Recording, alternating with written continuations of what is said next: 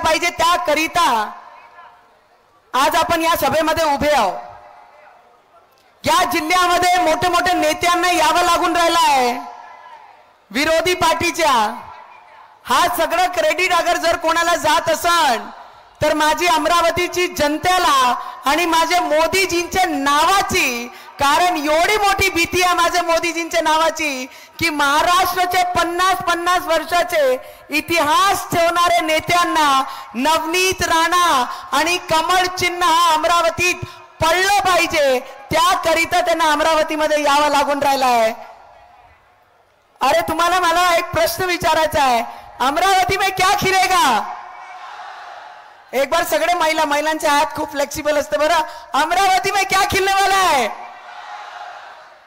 तर मी आपल्याला काही मुद्दे सांगणार आहे। मी आपल्या जिल्ह्याची सून म्हणून, आपली लेख म्हणून, या जिल्ह्याच्या या क्षेत्राच्या गेल्या 11-12 वर्षापासून प्रतिनिधित्व नाही पण एक परिवार म्हणून मी माझा संघर्ष या जिल्ह्यासाठी केला आणि गेल्या 5 वर्षापासून या जिल्ह्यासाठी रक्ताचा पाणी कशाला म्हणते आणि प्रत्येक गोष्टी माझ्या जिल्ह्याची इथून ते पार्लमेंट पर्यंत पोहोचवण्याचं काम ज्या पद्धतीने मी केलं आहे।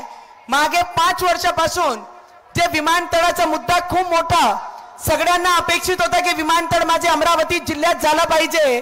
ते येणारे काही महिन्यामध्ये अमरावतीमध्ये विमानतळ उडताना आणि विमानतळाचा प्रवास करताना माझी अमरावती पाहणार आहे। ते काम या जिल्ह्यासाठी आपण कमवलेली आहे। अरे देशामध्ये जेव्हा 7 टेक्सटाईल पार्क घोषणा झाल्या, किती 7 टेक्सटाईल पार्क घोषणा झाल्या, त्यापैकी एक महाराष्ट्राला टेक्सटाईल पार्क भेटली आणि त्यापैकी एक महाराष्ट्र म्हणजे अमरावतीमध्ये ते टेक्सटाईल पार्क आपण आणली आणि येणाऱ्या भविष्यामध्ये त्या टेक्सटाईल पार्क मध्ये 11,000 कोटीचा इन्व्हेस्टमेंट होणार आहे आणि 2 ते 3 लाख लोकांना त्या कंपन्यांमध्ये रोजगार लागणार आहे। अरे खासदार म्हणजे काय असते? खासदाराचे काम काय असते? ज्या पद्धतीने गेल्या 5 वर्षापासून केंद्राचे मोठे मोठे योजना माझे गोरगरीब भाऊ बहिणीपर्यंत पोहोचवण्याचं काम या खासदाराचं आहे। निराधाराचा पगार, श्रावण बाळाचा पगार, मतिमंद, हँडिकॅप जेवढेही वर्ग या लोक होते 2019च्या पहिले त्यांना महिन्याचे फक्त 600 रुपये भेटत होते। किती? फक्त 600 रुपये। आज देशाचे प्रधानमंत्रींनी गोरगरिबांची मातीमध्ये काम करणारे, रक्ताचा पाणी शेतामध्ये करणारे गोरगरिबांची आवाज ऐकली आणि ते 600 पासून आपण 1200 रुपये केंद्राकडनं करून आणले आणि राज्याकडनं त्याला 1500 रुपये मंजुरी करून आणली आणि आज श्रावणबाळ, निराधार, मतिमंद, हँडिकॅप लोकांना महिन्याचे 1500 रुपये त्यांना पगार म्हणून, एक सन्मान म्हणून, एक मदत म्हणून आमचे सरकारकडनं भेटत आहे। असेही बरेचसे सरकार या राज्यांनी पाहिलेल्या 33 महिन्याची सरकारमध्ये परवा येऊन गेले। असा जर्नली तर कधी त्यांनी मातोश्री सोडली नाही। 33 महिने ज्या मुख्यमंत्रींनी मातोश्रीचे बाहेर पाय ठेवला नाही, आज त्यांना अमरावती यावं लागलं। 5 टर्म ज्यांचा खासदार होता, 5 टर्म ज्या पक्षांनी या अमरावतीचा प्रतिनिधित्व केला, त्यांनी साधी मांग सुद्धा महाआघाडीला केली नाही की अमरावती हा आमचा उमेदवार आम्हाला पाहिजे आणि त्याकरिता अमरावतीची सीट आम्हाला द्या। त्यांना माहित आहे जो व्यक्ती 33 महिन्यामध्ये अमरावतीमध्ये ज्यांनी पाय नाही ठेवला त्यांना अमरावतीमध्ये त्यांच्या उमेदवाराला पाय ठेवू देणार नाही। त्या भीतीने, त्या भीतीपोटीने त्यांना अमरावतीचं उमेदवार मागितलं नाही आणि दुसऱ्या उमेदवारासाठी प्रचाराला मात्र अमरावतीमध्ये नक्की ते आले। माझं काम आहे फक्त विकास करणं। बरेचसे लोक येतात आहे, बरेचसे लोक टीका टिप्पणी करताय, पण मी माझे कामावर एवढी एकनिष्ठाहून, इमानदारीने आणि डेडिकेशननी या जिल्ह्यासाठी काम करत आहे तर मला कोणाचेही टीका टिप्पणीचं उत्तर देण्याची गरज नाही। त्यांची पातळी ते खाली करत आहे। मी माझी मर्यादा आणि अंबानगरीची सून, अमरावती नगरी, अमरावतीची सून म्हणून मी माझी मर्यादा, माझी संस्कृती कोणाही समोर झुकू देणार नाही आणि वाया जाऊ देणार नाही आणि आपल्या शब्दाचा बेशब्द होऊ देणार नाही आणि तीच संस्कृती मी पार पाडत आहे। आणि त्याच्याबरोबर सिर्फ राम ही राम होगा, सिर्फ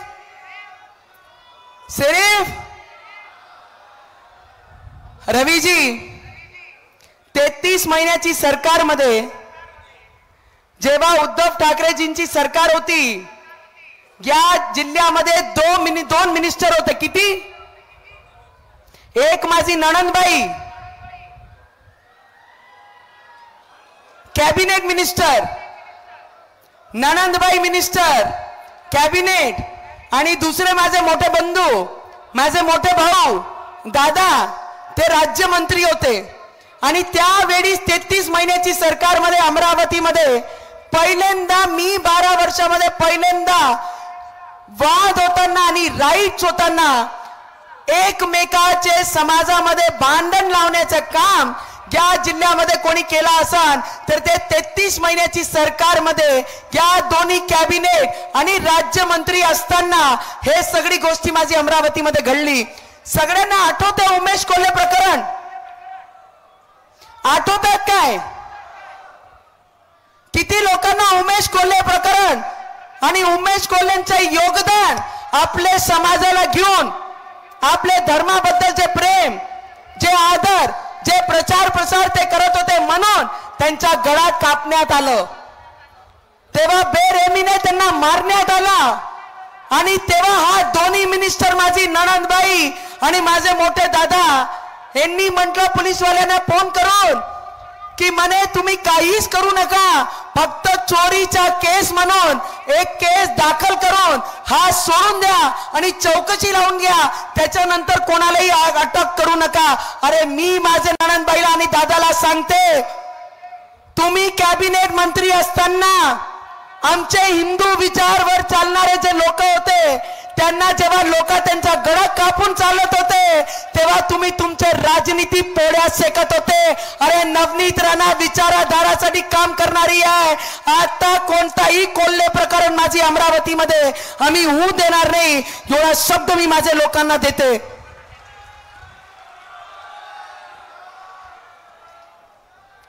माझी अमरावतीमध्ये लोक म्हणतात की मेलघाटची नवनीत राणाला खूप प्रेम आहे. हा, मला खूप प्रेम आहे.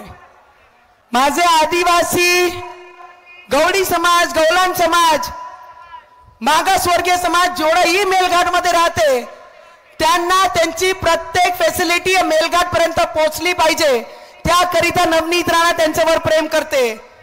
माझे गोरगरिबांच्या डोक्यावर छत झाली पाहिजे, त्याकरिता नवनीत राणा महिलांसोबत प्रेम करते.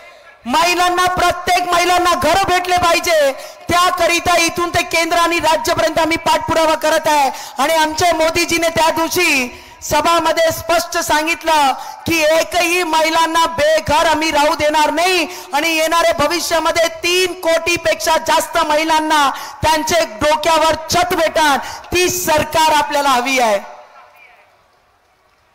बरेचसे लोक येतात आहे, बोलतात आणि चालले जातात आहे. हा काही नगरसेवकचे इलेक्शन नाही आहे, हा काही ग्रामपंचायतचे इलेक्शन नाही आहे, हा काही विधानसभाचे इलेक्शन नाही आहे, हा काही एमएलसीचे इलेक्शन नाही आहे. हे इलेक्शन देशाकरिता खूप महत्वाचं आहे. अरे असेही सरकार आम्ही पाहिले की 33 महिन्यामध्ये जेव्हा मी बोलली हनुमान चालीसा पठण करतो म्हणून तर मला जेलामध्ये टाकलं, मुंबईचे जेलमध्ये टाकलं. तर मी त्यांना प्रश्न करते, हनुमान चालीसा मुंबईमध्ये वाचायची नाही तर पाकिस्तानमध्ये वाचायची काय? देखो ये भी पॉसिबल है बरा. पाकिस्तान में भी हनुमान चालीसा पठन करना ये संभव है, क्योंकि जब तक रहेगा मोदी जी, जब रहेंगे अमित शाह जी, तो पाकिस्तान में भी, और पाकिस्तान को ठंडा करने का काम भी सिर्फ यही 2 व्यक्ति ने किया है. जब से मोदी जी और अमित शाह जी ये देश में हैं, तब से पाकिस्तान की आवाज देश में नहीं आई है, भारत में नहीं उनकी आवाज चलने दी हमारे मोदी जी ने और अमित शाह जी ने. तो आने वाले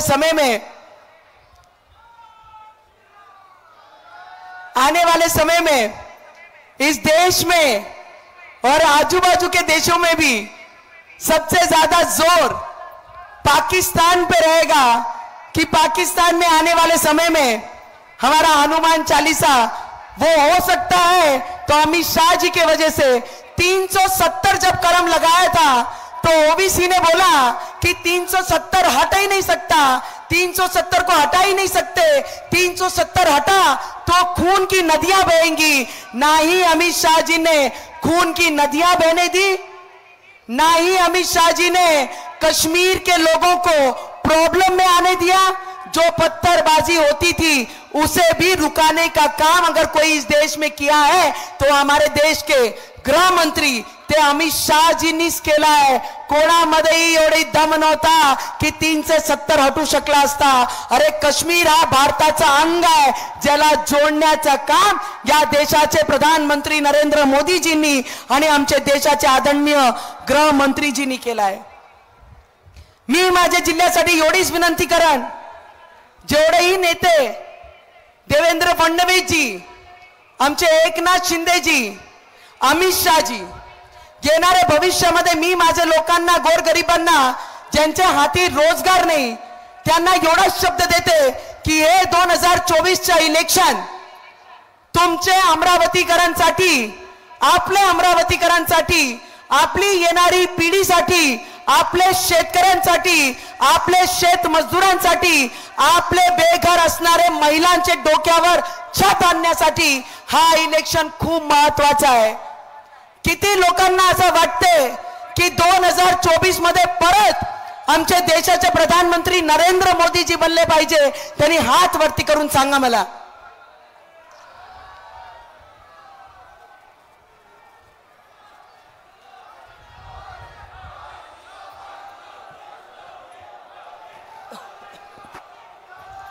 मोदी की गारंटी है, मोदी जी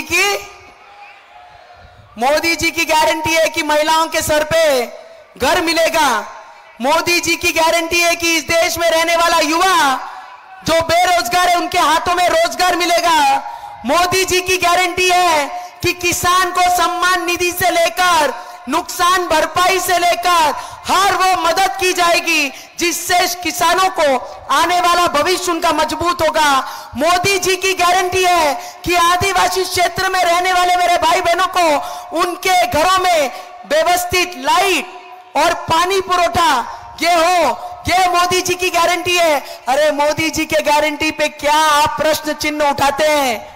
देश में जब फक्त 72 एअरपोर्ट होत्या, तर आज 10 वर्षामध्ये त्याला 150 एअरपोर्ट बनवण्याचे काम आमच्या देशाचे प्रधानमंत्रींनी केलेलं आहे।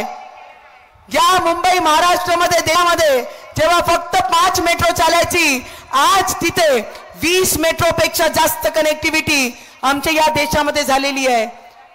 0 वंदे भारत होत्या, आज ते 11 भारत वंदे भारत पेक्षा जास्त वंदे भारत ट्रेन आपल्या पूर्ण देशामध्ये चालू आहे। 450 फक्त गव्हर्नमेंट मेडिकल कॉलेज 75 वर्षामध्ये होत्या, आज 700 पेक्षा जास्त गव्हर्नमेंट मेडिकल कॉलेज आमच्या देशामध्ये निर्माण झालेले आहे। इन्फ्रास्ट्रक्चरची गोष्ट करत आहे, इन्फ्रास्ट्रक्चर 10 वर्ष, अरे एवढा मोठा गड्डा पाडला ना म्हणा 75 वर्षामध्ये काँग्रेसनी। किती मोठा गड्डा पाडलाय? शेतकऱ्यांना मागे ठेवण्याचं काम जर कोणी केलं असेल तर काँग्रेस सरकारने केली आहे। मोदीजीने तर त्यांचा सम्मान वाढवण्याचं काम या देशामध्ये केलं आहे। जेवढे माझे शेतकरी शेतमजदूर लोक इथे उपस्थित आहे, तुम्ही काळजी करू नका, कारण त्या दिवशी देवेंद्र फडणवीसजींनी एक शब्द आम्हाला दिलं की जेवढे लोकांचं नुकसान झालं आहे अवकाळी पावसामुळे आणि संत्र्याचं, कपासचं, सोयाबीनचे जे भाव आम्ही दोन्ही वस्तूसाठी भेटत नाही त्याच्याकरिता आपण 4000 कोटी रुपये साइड मध्ये ठेवले आहे। ज्या दिवशी आचारसंहिता संपन त्या दिवशीपासून त्याचे वितरण आपण सुरू करणार आहे। ते शेतकऱ्यांच्या पाठीशी नेहमी उभे राहणारी सरकार म्हणजे आमची देवेंद्र फडणवीस जी, एकनाथ शिंदे साहेब आणि अजितदादा पवारांची सरकार जे राज्यामध्ये आहे ते पाठीशी आहे। पण त्याच्या सोबत या देशावर बसलेले आमचे प्रधानमंत्री नरेंद्र मोदीजी ज्या पद्धतीने प्रत्येक राज्यात, प्रत्येक जिल्ह्याची काळजी करत आहे, त्याकरिता आपण सगळ्यांना मतदान देशाचे हिताकरिता करायचं आहे। करायचं आहे की नाही? सभी को पानी पिलाओ भाई।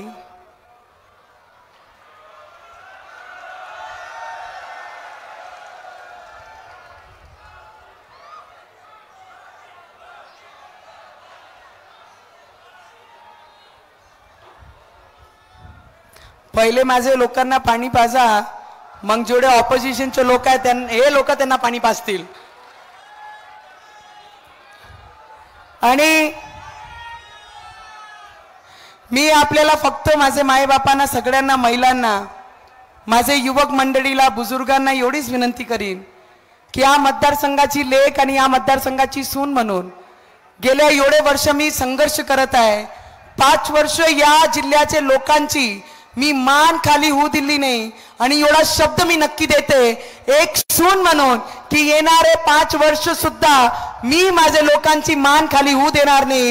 एवढा शब्द मी माझे मतदारांना, माझे परिवारांना, माझे सासरवाडींना एवढा शब्द मात्र मी नक्की देते। आणि किती लोकांना वाटते की मी 2024 परत एकदा खासदार म्हणून त्या पार्लमेंट रिप्रेझेंट केलं पाहिजे, त्यांनी हात वरती करून मला आशीर्वाद द्या। जब तक खून में ये भगवा है,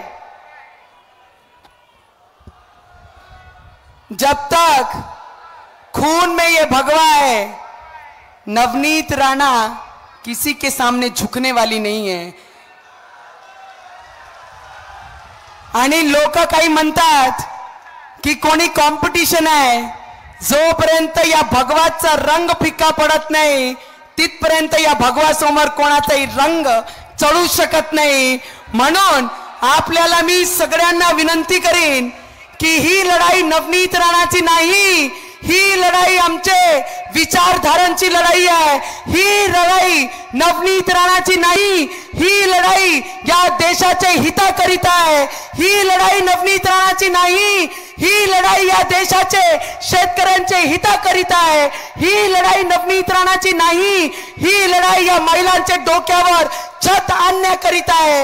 ही लढाई नवनीत राणाची नाही, ही लढाई या देशाचे युवकांचे रोजगारासाठी आहे। ही लढाई तुमची आणि माझी नाही, या देशाचा हिंदुस्तान नाव आज शेवटचे टोकापर्यंत जिवंत राहायला पाहिजे, ही लढाई त्याकरिता आहे। म्हणून आपल्याला सगळ्यांना मी नम्रपणे विनंती करते की येणारे 26 तारीख आपल्या सगळ्यांना आपला जोर लावून मेजॉरिटी वोटनी आपण सगळ्यांनी मतदान करावी।